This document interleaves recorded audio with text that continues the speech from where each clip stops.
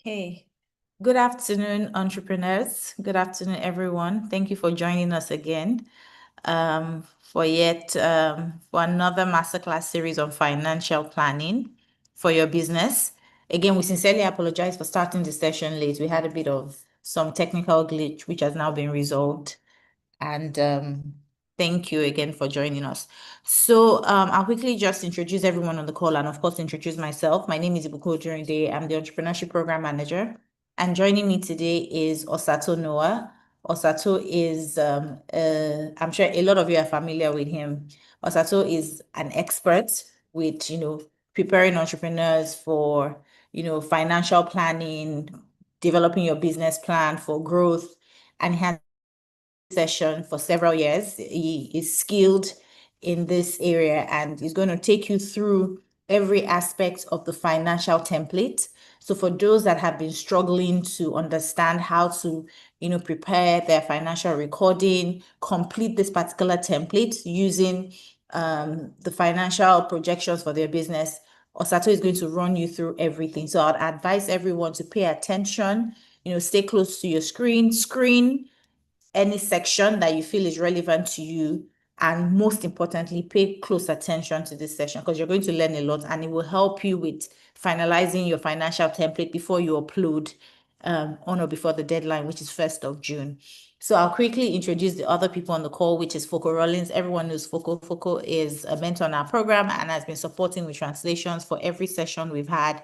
And also we have Sarah and Kende joining me and they'll be supporting me with facilitating today and of course also supporting Osato. So we'll run through every section on the template. Osato is going to take us through.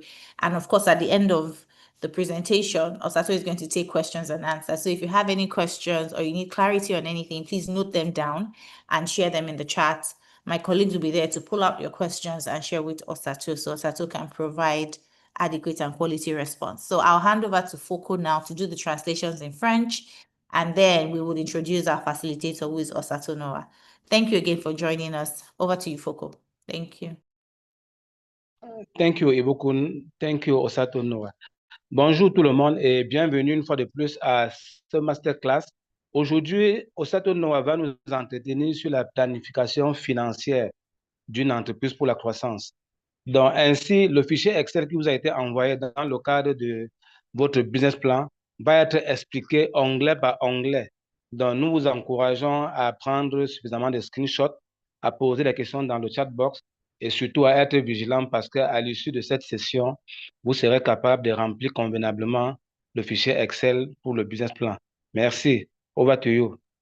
Okay, thank you very much. So we'll hand over to Osato now. So Osato will start the session and take us through the financial planning for business growth and is using the exact same template we have shared with you. So please, this is a very, very important session and I'm very sure that a lot of you will learn and it will help you with finalizing your financial template or financial projections for your business. Over to you, Osato. Thank you very much. Yeah, thank you so very much, Ibukun. Thanks, Foco, and good afternoon, everyone.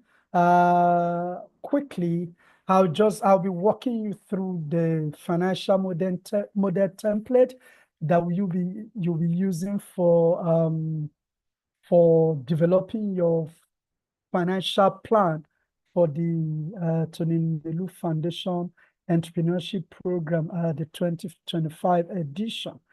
First and foremost, the template, I just want to give you a high level of the key components of this template.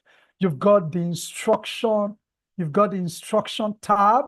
That is where you put in your name, your own personal name, which is here. I have just filled this out with Osato Noah as my name. And assuming my company is Impact Advisory Limited, which is a service delivery or a company that provides advisory services and also sells a particular product, assuming that's the name of my company. And then you then put your email here where you have the email. The template has 4 critical tabs that are very, very important, or 5 rather. Now, They are important because they form the basis of your input. They form the basis of your input. And everything you're going to impute would definitely have to go to either of those tabs. So you've got the assumption tabs. That is where you do everything you need to do. All your assumptions have to be there. Your balance sheet assumption, your revenue assumptions, your cost assumption, your funding assumptions, your personnel assumption, everything fits into the assumption tabs. And when you're done with the assumption tabs, you don't need to touch any other thing. All that parts will definitely be populated because the template is such that every other thing is locked except the assumption tab, where you will make all your adjustments based on your articulation of how you've developed your business plan. So you have your income statement is the next tab. After your assumption tab, it shows you how the company is going to make money, whether the company will break even, whether the company will make money, rather the revenue, and also your cost profile, and then it will give you an idea of whether you're making profit or you're not making profit. And then the balance sheet, which shows your assets and your liabilities, depending on the assumptions you made. And your cash flow will then tell whether this company is going to be cash strapped or it's going to be cash awash. It's going to be in abundance of cash. And then your executives or your summary of the financial summary just give you an idea of what is happening across the other three tabs, whether it is the income statement, the balance sheet, and the cash flow. It just tells us how your company will look like in terms of your profit and loss account. How are you looking in terms of your cash flow? Does this company have cash over 10 years? Is the cash rising and all of that? All these are the things that your summary will throw up. So let's get started. Let's go back to the assumptions. So when you get to the assumption, the first thing you do, because the assumption definitely covers a period of years. It's going to be for, I think, 10 years now. It's going to be for 10 years. So we're just going to walk you through. So just follow me. Assuming, I pre-populated this for this session. Let's say I am in Nigeria. We could also pick another country. We could pick Rwanda. So let's say, for instance, this business that I'm setting up is in Rwanda. So in the business country, I pick Rwanda. The business currency automatically comes up is Rwanda franc. And then the product that I'm selling, I have one line of product. You can have 2 lines, you can have 3. You just decide how many products that you have. So to make this a little bit simple for us, so we can also finish on time, I made this one product. I use cowpea like I used the last time to make it easier. We can change this to say we probably sell, let's assume we sell bags or whatever we sell. Whatever you can put there, we can change that to anything. But what matters is once you've set out the business, the general part, so you have the general template or the general part of the assumptions, it's your country, your currency comes up immediately. You pick your country, the product line, whether it is one product or service that you're providing, it all comes up. Then the next thing would be your tax. What's the corporate tax? Nigeria, I think about 30%, maybe whatever that may be. Let's assume this is 34% or whatever it is. And then bank interest rate. Bank interest rates here, it's between 27 and 30%. Let's assume bank interest rate is 30%. And then your inflation rate, inflation is in the 30s. Maybe in Rwanda, I didn't check up inflation rate for Rwanda now, but I'm not sure it's up to 34%. But let's assume it's 25%. We can use the real figure. I can't really recall what that rate is, but I'd use Nigeria's rate. Then all your depreciation, these are very clear. your depreciation is, all your assets, how will they depreciate over time, so that you can have calculate your amortization and all of that. So for building 5% on annual basis, and that takes a period of several years, maybe 20 years, before you can totally fully depreciate. You can even say, no, 5% is just too small. Maybe you want to make it 10%, 1% rather, let depreciate 1% per annum. Then your furniture, how would you like your furniture to depreciate? More often than not, 15%, but we can say this is 20%, giving us over 5 years to be fully depreciated. Then we have our equipment and machinery. I mean, depending on the equipment and how often we use this equipment, it could be 25%, it could be 10 years. Let's assume our equipment depreciates over a 10 years period, and that will be 10%. Then vehicle, I mean, typically 4 or 5 years you change this. Let's assume 25% for these 4 years. Then all other installations, I mean, they are not things you change every now and then. You just only maintain them. So let's hope they can last us for 10 years, assuming we have our own building and we don't need to rent. I hope this is clear to everybody, so I can continue with the other aspects. So the next thing after the general session of your business plan is the growth rate, is where you make your growth rate projection. Now, this is a business that is probably starting. It's just starting. It's just starting. And because it's just starting, we don't believe that we will start making significant growth in the first 2 years. We don't believe the business will grow, but let's probably be very realistic. Maybe in the first year, we grow by 2%. In the second year, we do a 5% growth rate. And in the third year, we do a 10%. And probably in the fourth year, we probably maintain our 10%.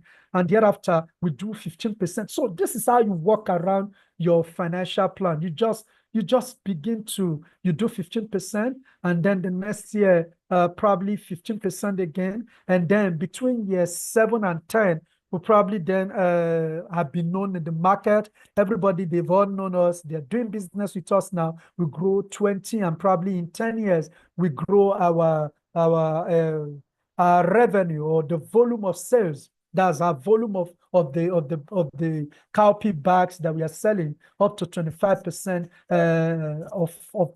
of the start out sales volume by the 10th year, by the 9th and 10th year. So what's our price? Our price growth, since this is just a new business area, you don't want to increase your price, irrespective of how inflation turns out. You don't want to increase your price by the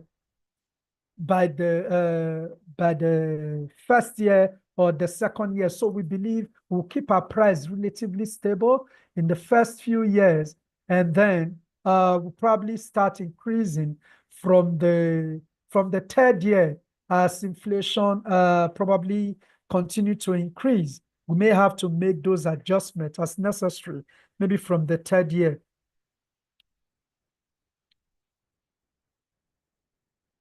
All right, I think I'll pause at this point and allow Foucault to interpret or translate rather. Foucault, apologies, Okay. I think I just continue. Please go ahead and... Okay, can you back to instruction, please? Donc, rebonjour, instruction, please. Donc, le premier onglet de ce fichier, ce sont les instructions. Les instructions, vous êtes censé rentrer les éléments de votre projet, comme votre nom, le nom du projet. Ensuite, vous avez l'onglet des hypothèses ou des données. Donc, dans cet onglet, vous êtes censé rentrer l'essentiel des données qui vont être utilisées dans le cadre de toute votre simulation. Donc, ce sont ces données qui vont permettre de générer vos états financiers. Et ces données sont des données sur tous les aspects de ce programme. Ainsi, il sera question pour vous de mettre, par exemple, la monnaie, d'indiquer le pays, de mettre les différents produits. Donc, voilà ce qu'il essaie d'expliquer depuis là. Et comme vous le savez, vous rentrez les données ici et automatiquement, ça ressort dans les autres onglets. Donc, les autres onglets sont juste des onglets de lecture. Et vous allez pouvoir lire, apprécier les résultats, venir changer les données. Et à la fin, quand vous aurez stabilisé votre programme, vos états financiers, vous allez prendre les screenshots ou les copies pour aller mettre dans le fichier du business plan. Donc, voilà comment ça va se passer. Je vais donc permettre qu'il conduise les explications et puis je reviendrai point par point dans l'onglet général. OK, please, you can go ahead. Thank you.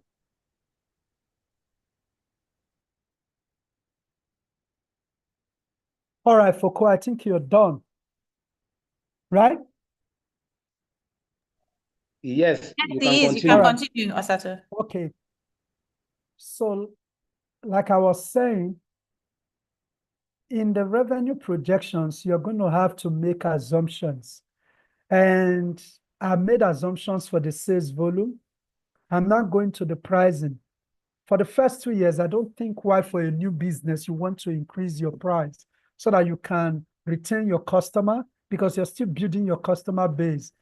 But after the third year, you can begin to increase your price just gradually, significantly below probably inflation rates, significantly below, because at this point you're still trying to grow your customer base.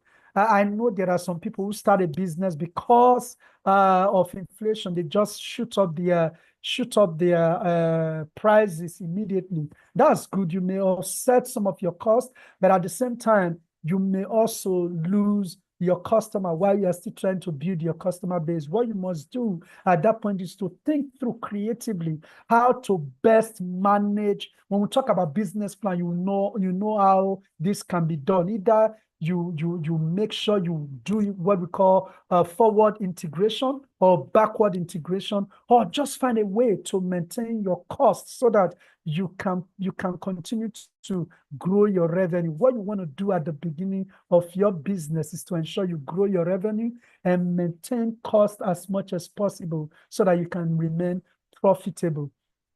So for this particular product, we've said that we will increase prices after year 3 to 5%, gradually up until 10% by year 10. That is all about product. But if you have another product line, you can also add another product line, the volume of that product. All you need to do is to also include the volume increments, as well as the price increment projections for the second product. Then the next thing we want to look at is the cost. So just look again at the way we are structured growth rates. We're looking at revenue. After revenue, we'll look at cost. So I'll hold on for Foucault to just translate. OK, donc parmi les hypothèses que vous aurez à remplir, il y a après avoir rempli les produits où vous indiquez vos différents produits, vous avez la possibilité de mettre 3 produits. Vous devez donc mettre ici les taux de croissance, les différents taux de croissance de votre projet. Le premier taux de croissance, c'est le taux de croissance du revenu. Donc, vous avez donc remarqué que vous devez remplir. Là où on met pourcentage, ça veut dire que c'est un taux que vous devez mettre.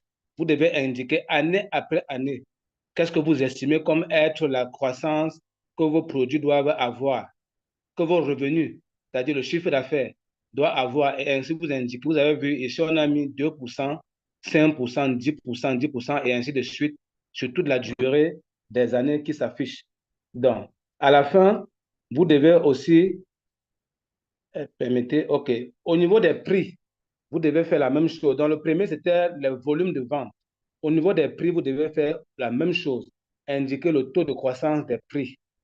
Au niveau des produits, vous devez aussi mettre pour le produit 1, pour le produit 2, pour le produit 3, vous devez indiquer le taux de croissance année par année en volume et le taux de croissance année par année en prix. Donc, voilà comment vous devez remplir cette partie. Over to you, Osato.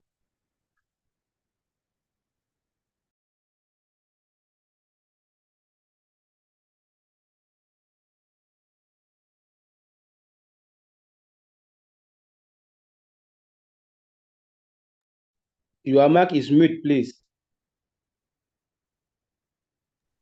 The cost elements are typically comprises of your direct cost and your indirect costs. So your costs for the procurement of your raw materials, the logistic cost, the labor cost, everything goes into your direct cost. And then other costs like salaries, rent, and utilities, they all make up your total cost for production. So for this particular product, our projection is that our direct cost will be 5% in the first 2 years. And then this is the direct cost that these are direct costs in the first 2 years. Then in the third to eighth, and then to the fifth year, we'll move to 10%. And the reason for this projection is that, one, we are also increasing production. We are increasing volume. There's also inflation. We've built in all of this to our direct cost, and we believe, okay, the direct cost of labor in the procurement of our raw material, the direct cost of transportation and all other things, logistics around that, they all will increase in that amount as a projection. Then our salaries, we also feel, okay, salaries, considering inflation, after the first 1 year, salary increment is not really, it's a projection. It may not have to increase in the first 2, 3 years or 4 years, but this is more like a worst case scenario projection to say, worst case scenario, we will adjust in the first 1 year, after the first 1 year, okay, by 10% for salaries, and then that projection can go because we know inflation can also be unpredictable. Then our rent, we believe that we pay for our first 2 years for rent, and after the first 2 years, we are not likely to pay anything, and there may be no increment, depending on where you are and whichever country you operate from. And then there could be gradual increase on our rent to 20% between from year 8 to year 10. And for our utilities, our NEPA bill, energy bills, and other bills, our take is that whether electricity bills, water, gas, internet, and telephone, there may be, because as we get more heads, as we begin to drive volumes, they will also increase by, I think we just make that to say every year on 10% basis, a flat rate of 10%. Our marketing and advertisement also, we did that irrespective of the situation. Our marketing and advertisement will always be 10% of the next year to increase by 10%. And then our administrative costs will not be too high. We will keep it at 5%, and from year 6, 10%. Then our maintenance costs for all our equipment, it will actually be flat fee of 5%. And then I can change this anyway. Our insurance will be 5%. It's 5% today, depending on where you are. We don't know whether there will be any law. That's why this is a projection. Today is 5%. Tomorrow it could be 10%. So we can say, oh, let's assume it's 10% for the rest of after the first. It's 5% now where we are and where I operate from in Nigeria. I don't know where it is in your country. You just put it there. By 2027, it could increase to 10% in Nigeria, depending on the situation. Then our transport fare, that is other costs that we incur, to deliver our goods and to sell, which is different from the direct cost of the logistics, bringing our raw materials. We believe that will probably increase by 5%. We'll have cars, and probably the cost of fueling and all that will just increase by that amount. And subscription licenses that we'll have, our IPs and other subscriptions to keep us going, and all of that, all the things we need to do, subscriptions on different platforms. We just believe that will increase by 5% on an annual basis. Rocco, please go ahead. OK. Concernant la cession des coûts, donc, généralement, vous avez les coûts directs et les coûts indirects. Dans les coûts directs, vous avez aussi des coûts variables. Alors, vous devez, comme tout à l'heure, indiquer le taux de croissance de chacun des coûts année par année, comme vous avez vu le remplissage, vous devez indiquer ça année par année, que ce soit pour les charges variables, que ce soit pour les salaires, que ce soit pour les loyers, que ce soit pour les utilitaires, que ce soit pour les coûts de marketing et de publicité, les coûts administratifs. Vous devez indiquer et vous prenez les taux où? Les taux viennent de l'analyse que vous avez fait de votre business plan. Parce que pour rédiger un business plan, vous devez faire des études, vous devez analyser. Et comme il y a la partie narrative, la partie littérale, le fait que vous ayez travaillé sur la partie littérale vous donne un sens, une orientation pour pouvoir mettre ces taux. Et ici, il est donc question de mettre dans les différents taux de croissance, année par année, sur toute la durée, de la première année à la 10e année. Et vous verrez que plus tard, ça va automatiquement gérer les montants que vous allez mettre plus bas. Thank you, Osato. Go ahead.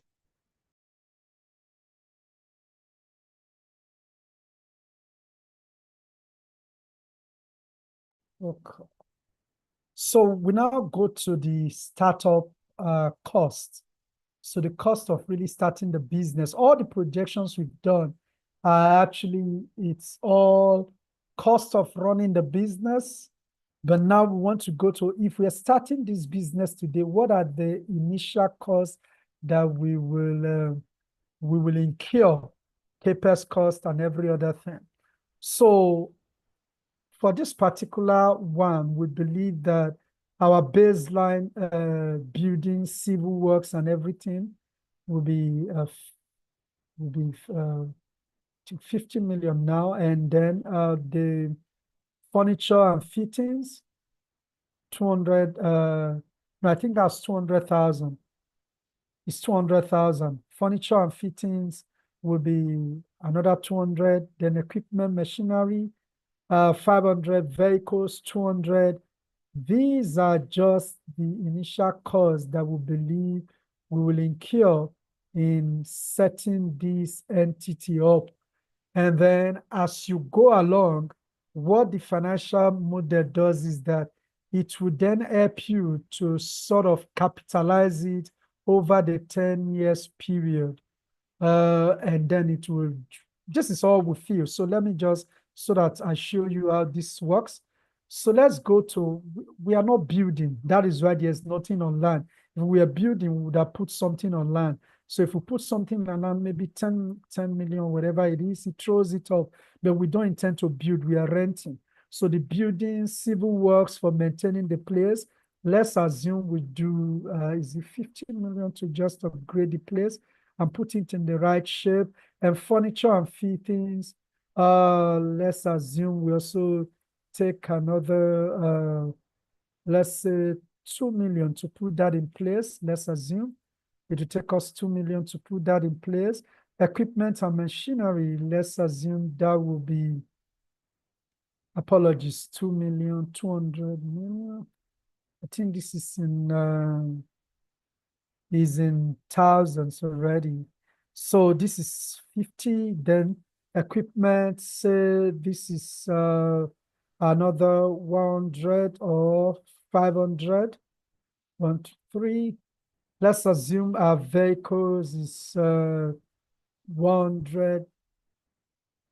So let's assume installation, internet, and everything we need is probably, so that gives us, so you can see that you don't need to touch anything here.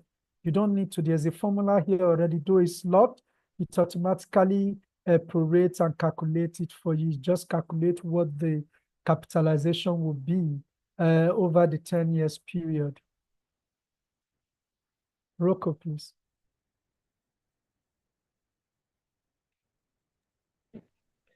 OK.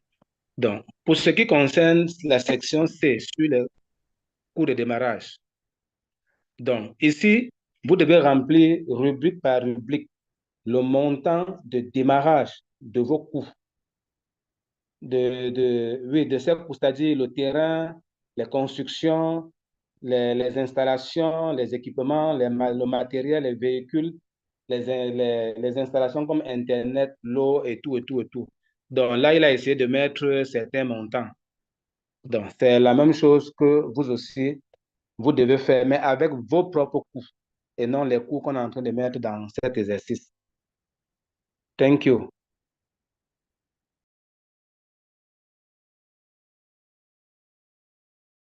Components as that a very critical part of the startup cost is actually what inventory would you like to open with?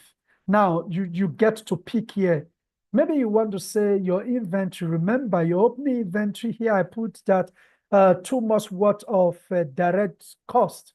So my direct cost, the inventory that I will have, that I will start with, is store. The bags that I will have, since I'm selling bags, is going to be 2 months cost. I can actually send this to say my inventory will be 3 months cost. So as I set this up, the computation is automatic. I don't need to put anything here.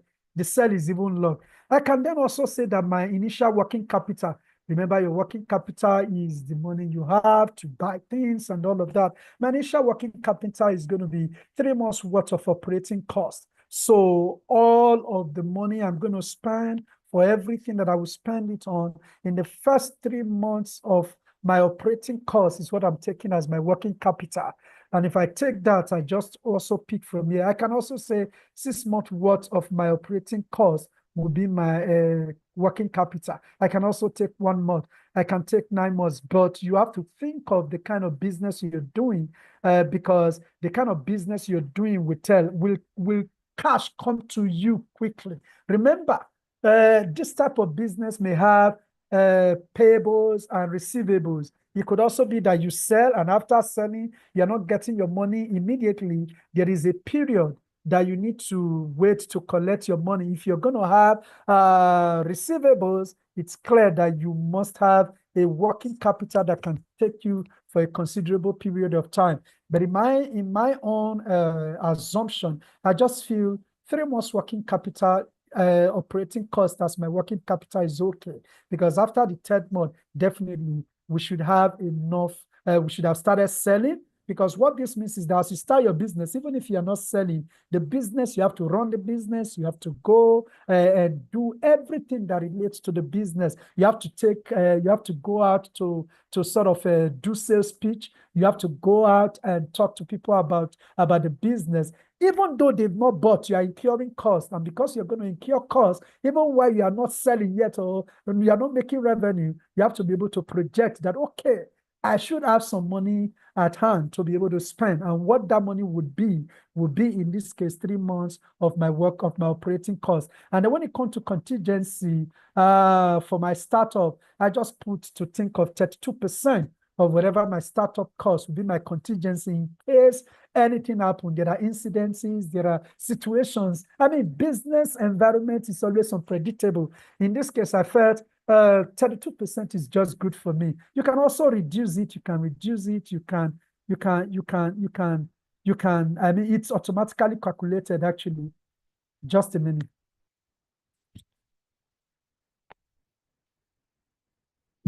It's automatically calculated based on the contingency. It's automatically calculated based on all the assumptions that I have made. It just calculates. Can you see the formula? It automatically calculates what that would be for me.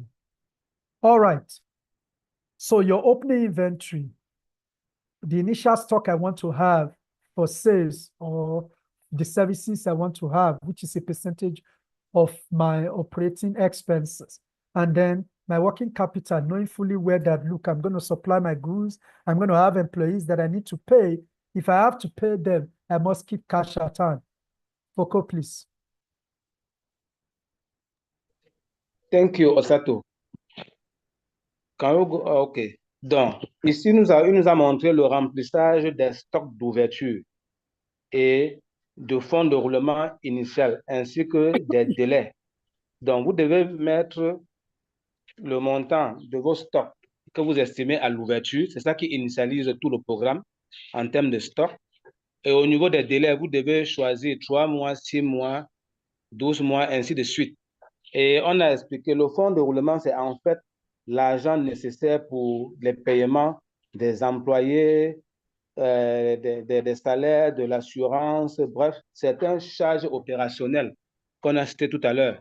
C'est ça le fonds de roulement. Et pour un début, vous devez indiquer la provision dont vous avez besoin par rapport au nombre de mois que vous avez indiqué afin de pouvoir gérer ce fonds de roulement. Au niveau des stocks de stock des inventaires, vous devez donc mettre une valeur et indiquer la durée de ces stocks-là. OK, next please. You have the floor.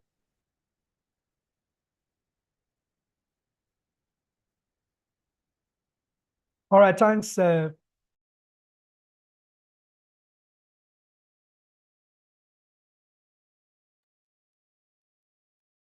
So we now move to headcount. I mean, I'm just looking at time. For headcount, really, this is where in fact, you have to be very, very clear on what you want here. You have to know the kind number of employees you want to have.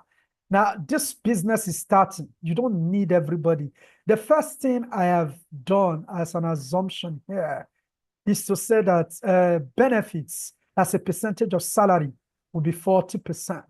It will be 40% of whatever salary. So when you structure, the salary will be structured in such a way that the benefits are 40% of whatever salary that people earn. So, I mean, you don't want to be top heavy at the beginning of your business, but I believe that at the beginning of this business, there'll be a CEO who could also act as the CFO as well.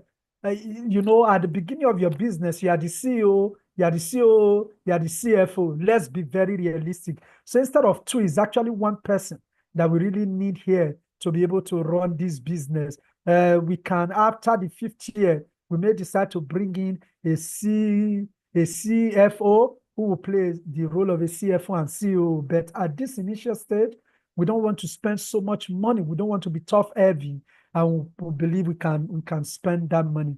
And also, what is the salary? You decide what this salary could be. This salary could be anything depending on what is happening in your environment or in your industry. So here, I think I put is it 100,000? Okay, I think it should be 100,000. Whatever it is, just a minute. So that's what I think this person should earn, and then it's computed on what that would mean on an annual basis. Then you will have business development officers. You have people, this is very critical. Though as the CEO, you're also the business development officer, you are everything. But I just felt, even if you don't have a business development officer, you may have maybe we could have someone who is probably an associate. We may not need a manager at this point, assuming you are the manager, and we have an associate who is just supporting you in business development. And you could say maybe the person is earning, let's say this is 40, depending on what the amount is and what is prevailing in the industry. And then this gives you what the total salary for that year is. And so you do that depending on your structure. Now, this must also align with the structure that you have in your business plan. It is that structure of your staffing that you will use to fill out the head count. Rocco.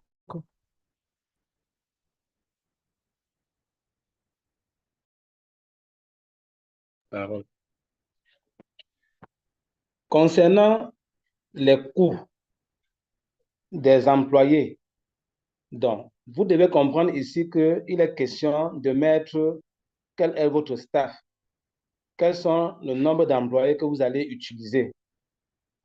Vous mettez dans le nombre d'employés, quel est leur salaire de base, vous mettez leur salaire. Et il faisait dans l'exercice d'indexation de ce personnel, le directeur général, le directeur des opérations, le directeur financier, tout ça, et afin que vous puissiez voir comment est-ce que ça s'incrémente dans tout le logiciel. Donc, c'est l'exercice qu'il vient de faire. Over to you, Osato.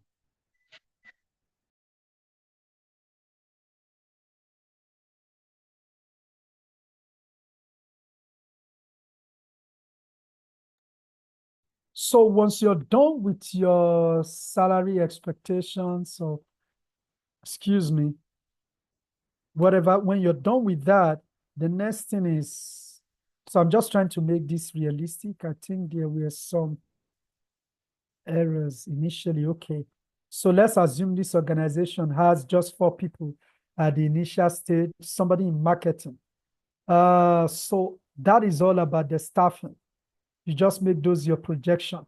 So the next thing that is very important is you see that it will all be computed on what the total staff cost will be at the end of the day. Total salaries and benefit, they will all add up for each of the roles.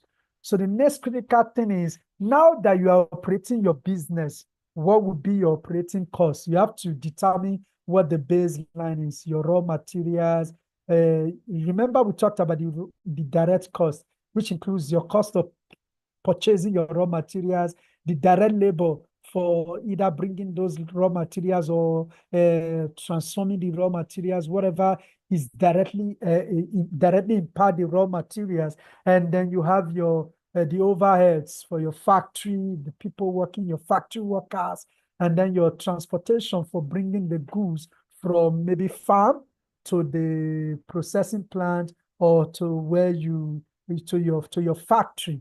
So these are breakdown of what that cost will be.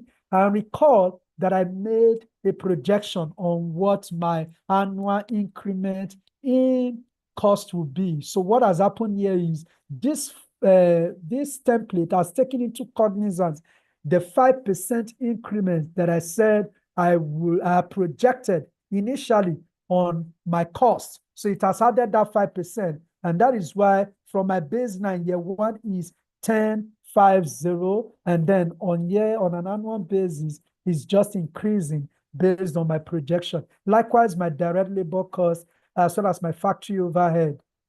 Then the next one is your fixed cost. Now, your fixed costs now, which are very, very clear. I mean, your direct costs could be variable, but your fixed costs are clear costs that you definitely will incur as you've entered into your production phase of your business. Your salaries, they are fixed costs. You will continue to incur them as long as that business is an ongoing concern. Then your rent, I mean, this is what we projected for rent. Your utilities, because of time, that was why I pre-populated it, please just know. Otherwise, I can always change things, but for time, I didn't want to come and start populating. Otherwise, we won't finish this conversation. So I want to run through, and then when I'm done, we can have conversations or discuss administrative costs. So these are all the baseline costs. And based on the assumptions that I have made, the projections here as the estimation has been done on what the projections will be on an annual basis. Foco, please.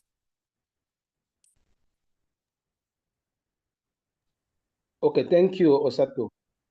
Donc, pour ce qui concerne les coûts opérationnels, ici, vous avez vu, on a les charges variables et les charges fixes.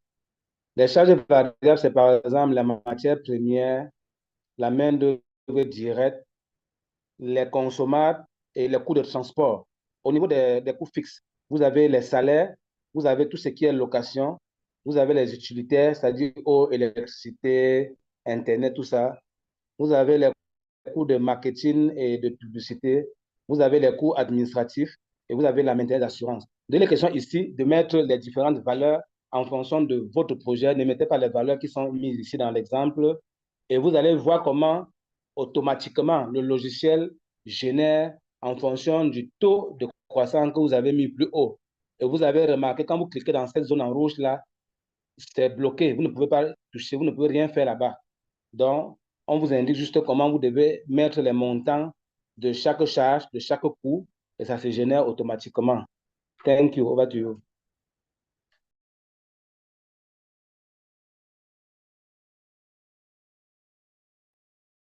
So the next critical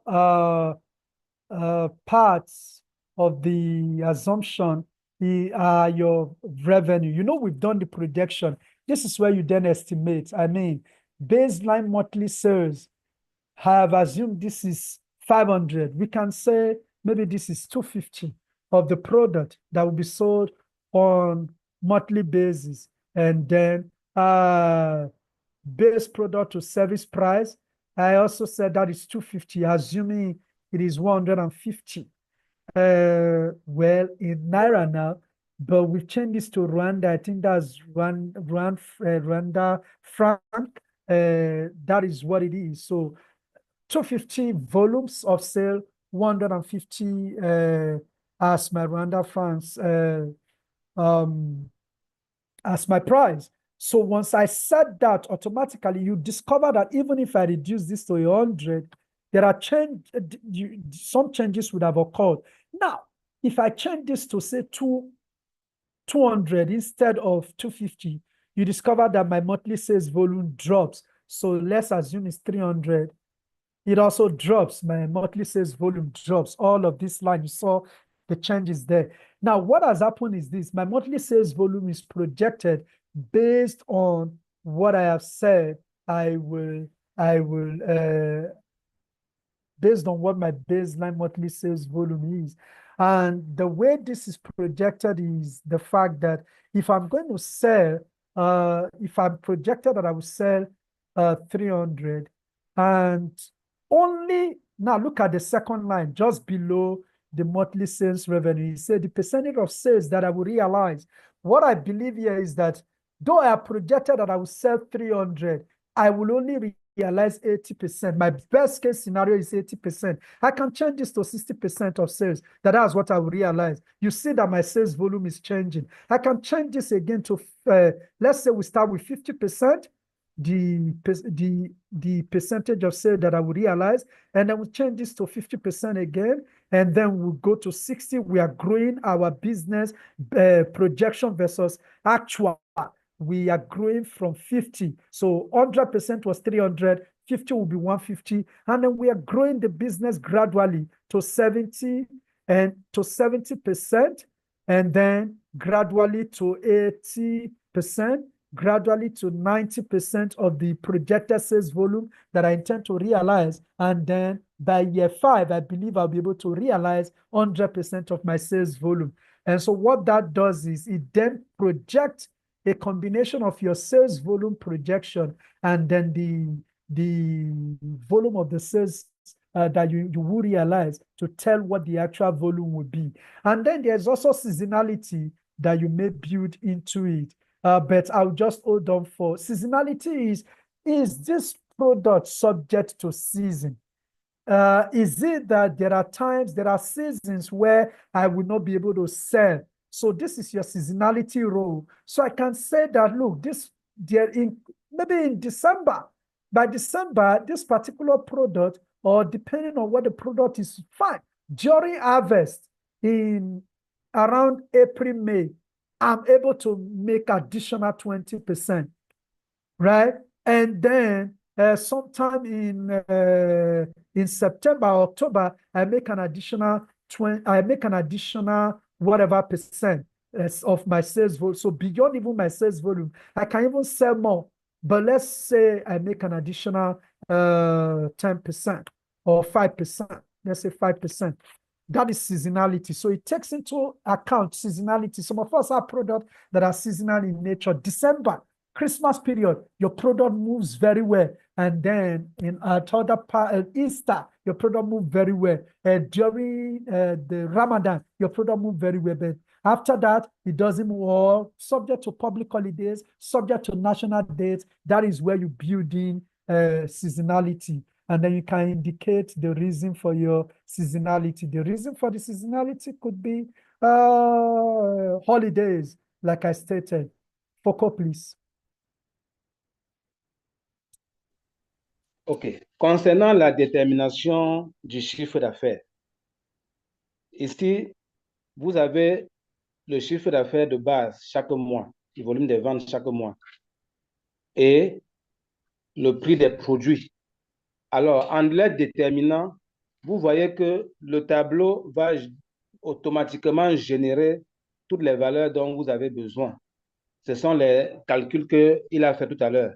Pour ce qui concerne la saisonnalité, vous devez savoir que les valeurs que vous mettez comme base, c'est linéaire. Ça veut dire que c'est une valeur pour l'année. Mais il se passe que mois par mois, les ventes ne se comportent pas de la même façon. C'est pour ça qu'on parle de saisonnalité. Et donc, si vous avez par exemple un produit qui pendant le Ramadan est beaucoup vendu et qu'après le Ramadan, le taux de vente chute, vous devez donc venir à cet endroit-ci indiquer le pourcentage, quel est le comportement de ce produit-là, ou bien le comportement global de votre chiffre d'affaires mois par mois en fonction des saisons. Voilà donc comment vous faites pour déterminer quels sont les pourcentages que vous allez mettre ici. Thank you, Osato.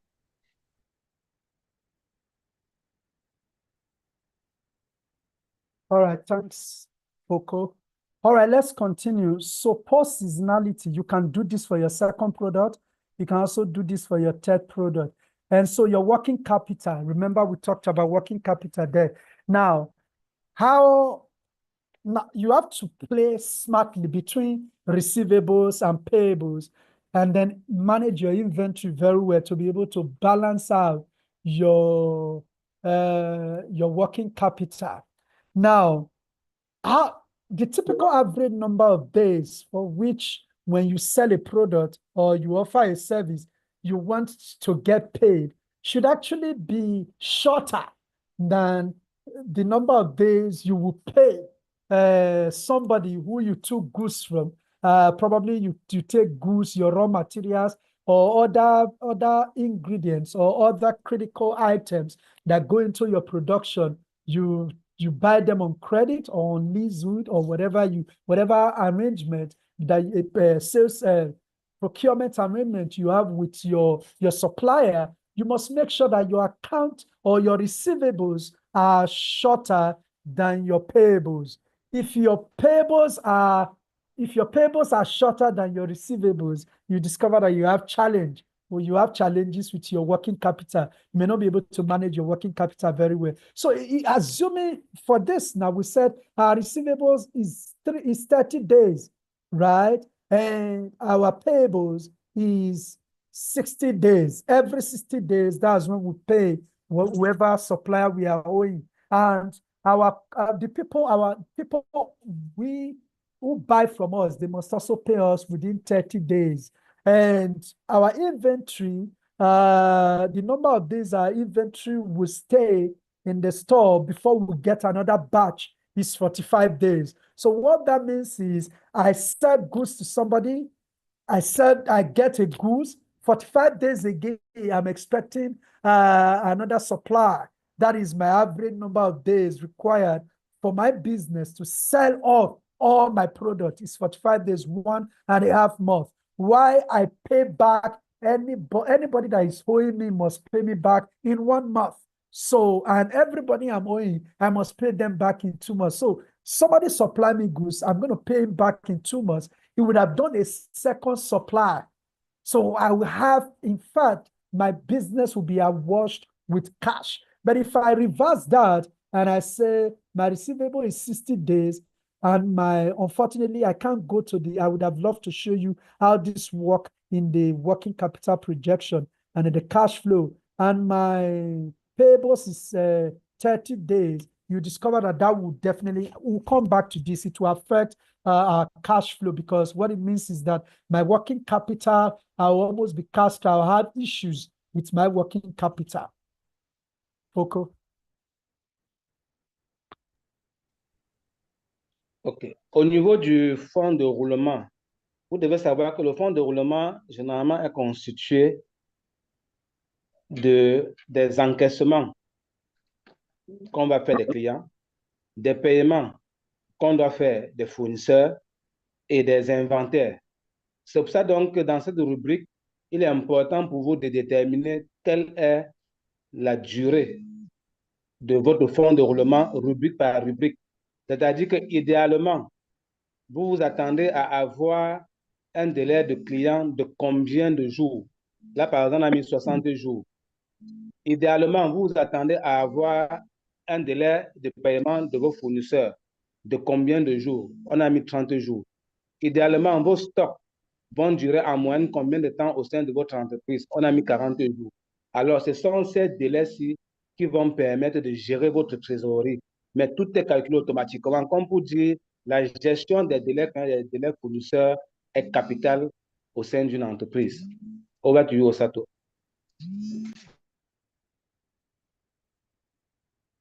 Okay, thanks. Thanks for code. Then the next part is the starting Start-off financing. How do I want to finance my business? Look at the structure. We've done all our assumptions. How we'll make money, our revenue. We've done the general. We've then gone to our revenue projections, how we'll make money, and how that will grow. We've also then looked at how we'll spend money and how we intend that to grow. We're very conservative there. And now we are now moving directly into what volume of we'll sell. From there, who will help us? What structure would we have? How many staff would we need? What volume will sell? How would we keep our costs low? What would be our expense profile? Now, the next thing is our working capital, which is our cash. How would we manage our working capital so we are not cash trapped? We are now looking at how would we finance this particular business. You can either finance your business through grants, through your own personal funding, through grants, through equity, or through debt. Those are the options that you can use to finance your business. And typically, you need a mix of this to be able to run your business very well. I'm sure some of us have heard of OPM. If you are starting a business, you must have skin in the game. You need to have your own owner's capital in that business. For some people, depending on the type of business you're running, your owner's capital can be as high as 50%, 20%, or 30%. So let's assume this particular business, the owner's capital is 30%. Grants cannot be the significant part of your capital. Let's assume grant is remains 10%, or maybe 10% or 15%. Let's leave it at, let's say, 15%. Equity investment, let's say that reduces to 20%. And then working capital then becomes, debt becomes 35%. You discover that all of these then form your start-off financing or funding for your business. But let me tell you that except you have patient capital, equity could be very expensive. Debt, I mean, you get a loan, you pay it off, and you structure your loan. You don't have to start paying immediately. You can start paying from year 2, you can start paying from year 3, or the payback period can actually start after some time. You can decide to pay. Now, based on the projections I have made, this gives us our equity financing, how it will go, all of the projection.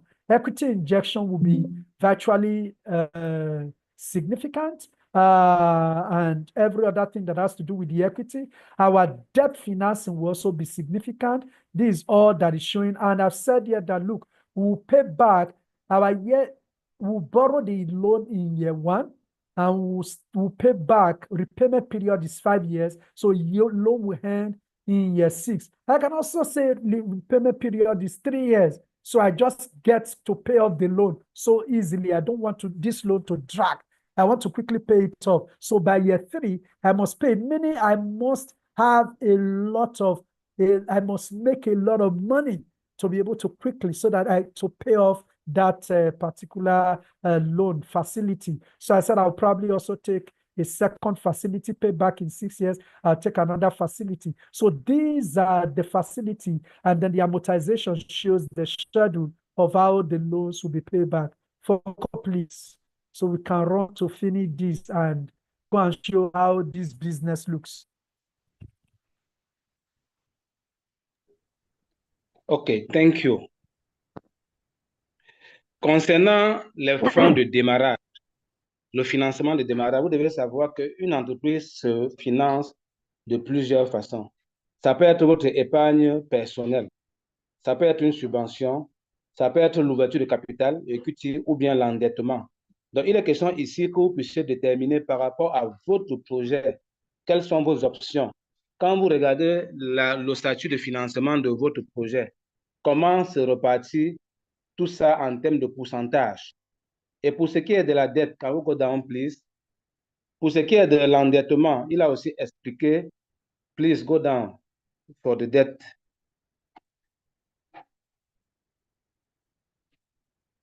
Donc, il a expliqué comment vous pouvez gérer l'endettement de votre entreprise. Votre projet peut avoir 3 endettements ou plusieurs endettements.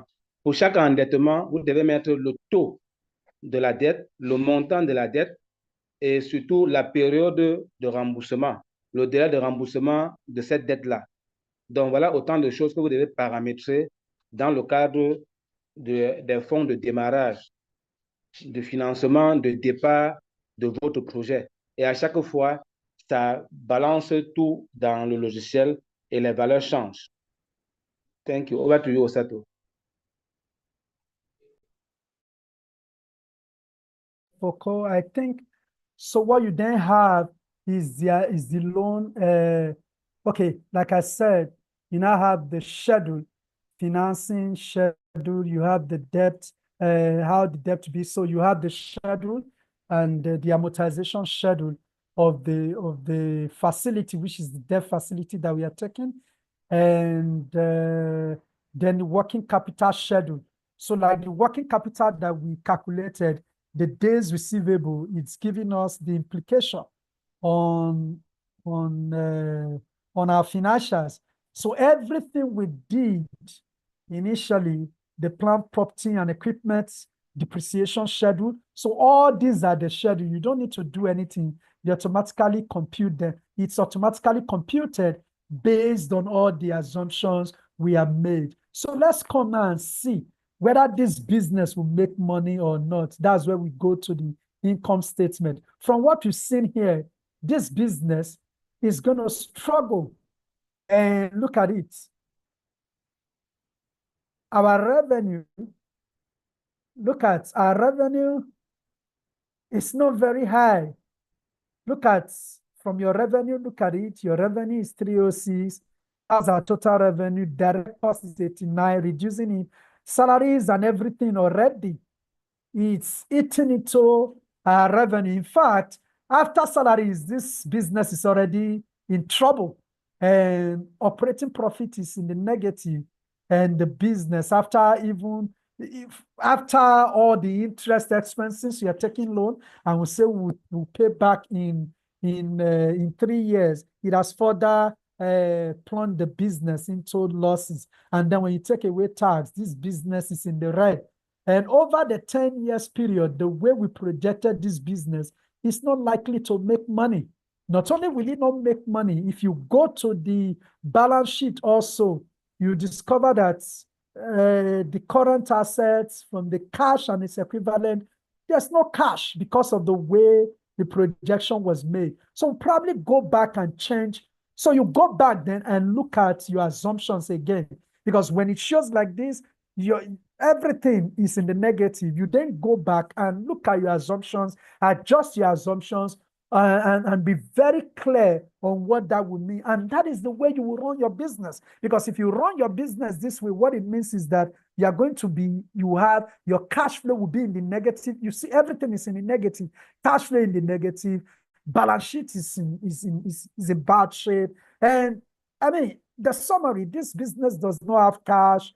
This business is not making money. This business does not have cash.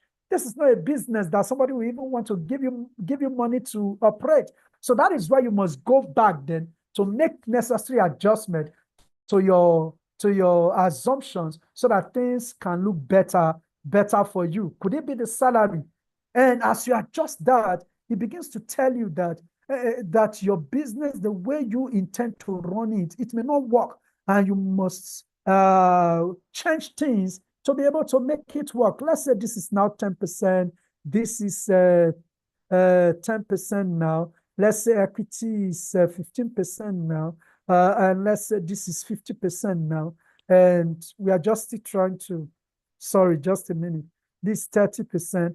We are just trying to see if this would change it. But our revenue, what it means is that we are not making enough revenue. Let's come to our cash flow. Let's say my receivable, I change this to 30%. I must get back my money after 30 days. And then I change my payables to 60. And then I go back and I say, you know what?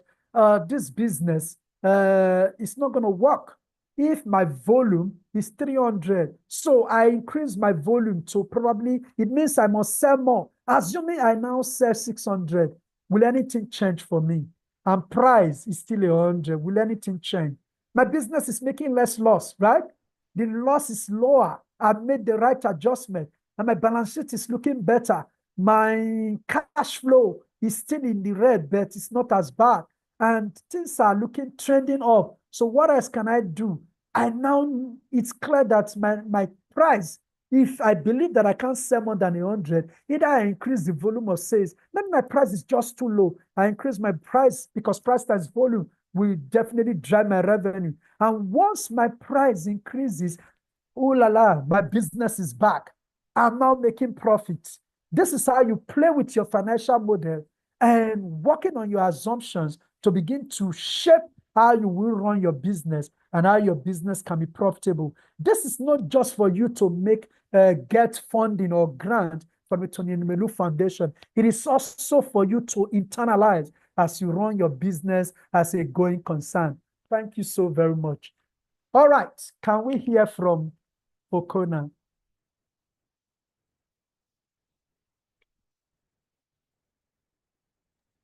Excellent, Osato. OK, donc après avoir mis tous les paramètres, vous pouvez maintenant observer quel est le comportement que les paramètres que vous avez mis sur vos chiffres. C'est la partie en bas où il y a vraiment plein de montants qui se sont remplis automatiquement. Dès lors, si vous voyez des endroits qui sont en rouge ou bien qui sont négatifs, à vous de savoir interpréter et de rentrer dans vos hypothèses, dans les valeurs, soit le taux de croissance, soit les valeurs de base, et vous changez soit le montant du salaire, soit le montant d'une charge. Et vous changez pour pouvoir permettre de rentabiliser votre projet afin que les valeurs soient des valeurs acceptables et surtout faisables. Parce qu'en fin de compte, votre entreprise doit être finançable, solvable et rentable. Donc, en fait, quand vous avez mis toutes vos hypothèses, le logiciel vous donne tous les résultats et vous les regardez pour analyser. Ça, on appelle ça les simulations. Vous faites des allers-retours, peut-être sur les délais clients, les délais fournisseurs. Si les délais clients ne sont pas bons, vous les augmentez ou vous les diminuez. Ça va dépendre du sens afin de pouvoir équilibrer globalement votre tableau. Et en fin de compte aussi, vous partez par exemple, regardez le tableau, le bilan. Vous regardez le compte de trésorerie. Vous regardez le bilan, compte de trésorerie. Bref, vous regardez tout ce qui est important pour vous en termes d'état financier. Le compte de résultat aussi, vous le regardez si c'est satisfaisant. Et dès que c'est bon, là, vous pouvez supposer que, OK, vous avez stabilisé votre projection. Et à ce moment-là, vous vous arrêtez. Si une autre fois, vous avez en fonction d'un élément une modification à faire, vous venez le faire. Parce que généralement, quand on fait un business plan, la littérature ne change pas beaucoup, mais tout ce qui est chiffre peut changer à tout moment en fonction des destinataires, en fonction de ce que vous voulez faire. Vous pouvez changer le nombre d'employés. Tout ça sont les prévisions, ce n'est pas la réalité. Ce sont les prévisions, mais vous devez toujours planifier. Le titre de cette formation, de ce masterclass, c'est la planification des projections financières. Donc, tout ici n'est que estimation. Merci. Over to you, Osato.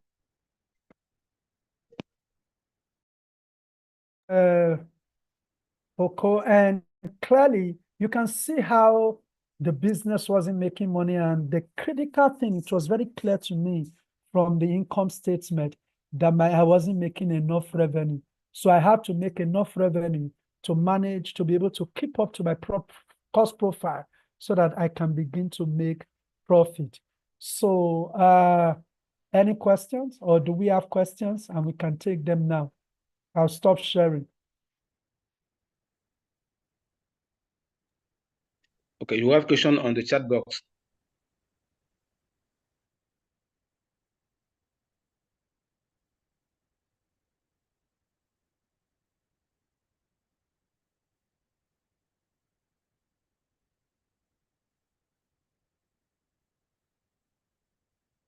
Okay, I think I can see a question here that says, is it necessary to include the benefit? What if salary is just straightforward? Oh, fantastic. If you don't have benefit, it's just the typical way that salaries are structured, but not necessary. But also realize that you may also need to incentivize your marketers and all of that, but it's not compulsory. It's on a fit for purpose basis. depending on the way you structured your salary and remuneration in your organization. So you don't necessarily need to add the benefits to people. The second question here, regarding items on costs, land, building, are we required to keep the same expenses, or can we change them according to the nature of the company's expenses? Yeah, you have to. You have to make sure that you keep it in line with your own company expenses. You don't have to just overblow that. For instance, if you don't have a property, it's of no use. You don't have a building, but you are in a rented apartment. Feel free, put that of rent, and you don't have to then put that you're going to get land. You see the example that I showed. I didn't bother putting any projection or baseline for land because you're not going to own any land. I only just put for building because we are going to the place that we are renting. We are also going to have to keep that place, maintain that place. That was what I typically use that for. But typically, you don't have to. Once you rent a place, you have to maintain depending on the nature of the place that you rented. If it's where you have to incur expenses to fix and other things, you have to make that estimate. But otherwise, you don't have to. Number 3, if you are already in 3rd year, do we need, sorry, just a minute. If you're already in 3rd year, do we need to set the current expenses as the baseline, or we should go back to 3 years ago and use that? Oh, if your business is already running and but you're starting now to get, this is my take, you're starting now to typically take that fund, the fund that the foundation is giving to you. You can either start from that 3rd year, knowing that you're already in your 3rd year, and it means that you have to work out all the projections. You have to show how you move from year 3, year 0 to year 1 to year 2. But what I would just say is that take those ones behind and really start from now and say, look, my baseline can be last year, which is very close to this year. Baseline last year, this year, I can easily estimate between what happened last year and this year, and then I take my projections from there. If I have to go back 3 years, it means all of the assumptions that led to where I am now, I have to take those into cognizance, and that may be a little bit clumsy for you. But a straightforward approach would be take year 0 as last year, and then you can take this year as your year 1, or you can take this year as your year 0, which is your baseline year, since you probably don't have all the figure for this year really also. So take last year where you have all the figure, you have everything as your baseline year, and then this year can then be your year 1, and then start projecting from there. Number 4, in the baseline window, are we using yearly cost or monthly cost? I think in the baseline window, the cost is projected as monthly, as yearly. Is only your revenue where you have the volume that is projected as monthly, and you don't need to bother yourself. Just put the figure it's indicated there in the revenue projection that your monthly sales volume. So the other baselines are all annual, and that is why the projection is also on annual basis. You're not just going to do anything, just decide this is my annual baseline for this, for that, and to take it apart from revenue, which also indicates monthly. Every other thing are annual. Number 5, grant should be the highest. What if what the owner has invested so far is smaller than what the Tony Melu Foundation seed capital, especially for a new business? How do we treat that, please? Oh, I mean, there's no hard and fast rule about it. There's no one size fits all approach. It depends on how you want to run your business. But the reality is that if your investment is small and is lower than what you're getting as grant from the Tony Melu Foundation, fine. The key question would be, is that enough working capital? Is that enough startup capital for your business? If it's not enough startup capital, it means either you increase your